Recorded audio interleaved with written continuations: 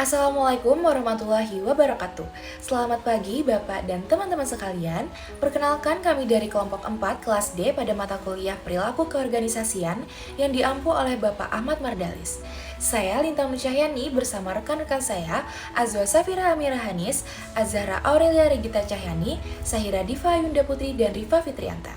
Pada kesempatan ini kami akan membahas materi yang berjudul Dasar-dasar Perilaku Kelompok atau Foundations of Group Behavior. Baik, untuk memulai pembahasan, saya akan menjelaskan terlebih dahulu mengenai apa yang dimaksud dengan kelompok serta jenis-jenis kelompok dalam organisasi. Bab 9 membahas dasar perilaku kelompok dalam organisasi. Kelompok bukan sekedar kumpulan orang, melainkan dua orang atau lebih yang saling berinteraksi, saling bergantung, dan memiliki tujuan bersama.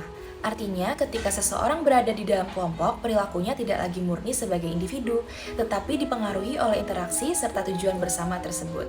Di dalam organisasi, kelompok dibagi menjadi dua jenis. Yang pertama, formal group, yaitu kelompok yang dibentuk secara resmi oleh organisasi, seperti tim proyek atau departemen kerja. Yang kedua, informal group, yaitu kelompok yang terbentuk secara alami karena hubungan sosial, seperti teman kantor atau circle makan siang. Meskipun bersifat informal, kelompok ini seringkali memiliki pengaruh yang sangat kuat terhadap perilaku kerja, bahkan dapat lebih kuat dibandingkan aturan resmi organisasi. Selanjutnya, mengapa orang bergabung dan perkembangan kelompok? Orang bergabung dalam kelompok bukan hanya karena tuntutan pekerjaan, akan tetapi karena kebutuhan psikologis seperti rasa aman, status, harga diri, nyaman, rasa memiliki kekuasaan, dan untuk mencapai tujuan yang sulit dicapai sendiri. Kelompok juga tidak langsung efektif. Mereka berkembang melalui 5 tahap. Yang pertama ada forming. Forming ini adalah tahap perkenalan ketika anggota masih saling menyesuaikan diri. Yang kedua ada storming, adalah tahap konflik dan perebutan peran, yang justru penting agar kelompok menemukan dinamika yang tepat. Ketiga adalah tahap norming, yaitu tahap ketika norma mulai terbentuk dan kerjasama membaik. Yang keempat ada performing, adalah saat kelompok sudah produktif dan fokus pada tugas. Dan yang terakhir, yang kelima ada adjourning, adalah pembubaran setelah tugas selesai. Lalu, untuk kelompok yang bersifat sementara, seperti kelompok tugas, proyek kuliah, atau tim kerja dengan batas waktu tertentu, perkembangan kelompok tidak selalu mengikuti tahapan linear, yaitu forming, storming, norming, performing. Dalam kondisi ini, sering digunakan model punctuated equilibrium. Model punctuated equilibrium menjelaskan bahwa kelompok cenderung mengalami dua fase. Pada fase pertama, sejak kelompok dibentuk hingga mendekati pertengahan waktu, anggota kelompok biasanya bekerja dengan pola yang relatif stabil, bahkan cenderung lambat, dan belum menunjukkan perubahan yang signifikan. Pada tahap ini, kelompok sering masih beradaptasi, membagi peran secara sederhana dan menjelaskan tugas secara rutin tanpa evaluasi yang mendalam.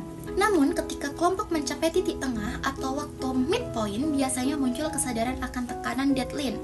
Kesadaran ini memicu perubahan besar dan cepat dalam kelompok. Anggota mulai mengevaluasi secara sebelumnya, memperjelas tujuan, memperbaiki strategi, meningkatkan komunikasi, serta membagi tugas dengan lebih efektif.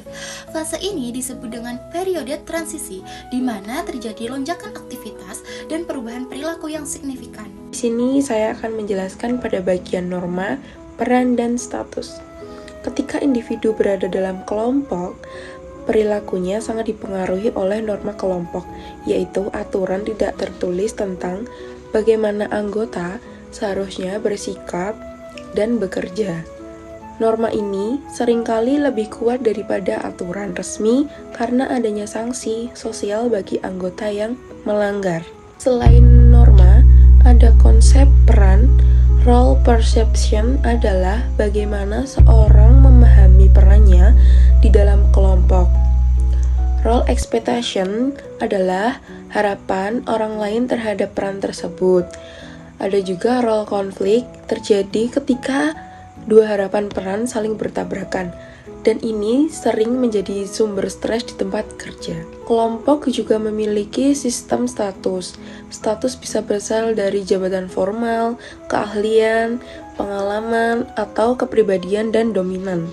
Ketika ada ketidaksesuaian status, hal ini dapat menimbulkan konflik dalam kelompok.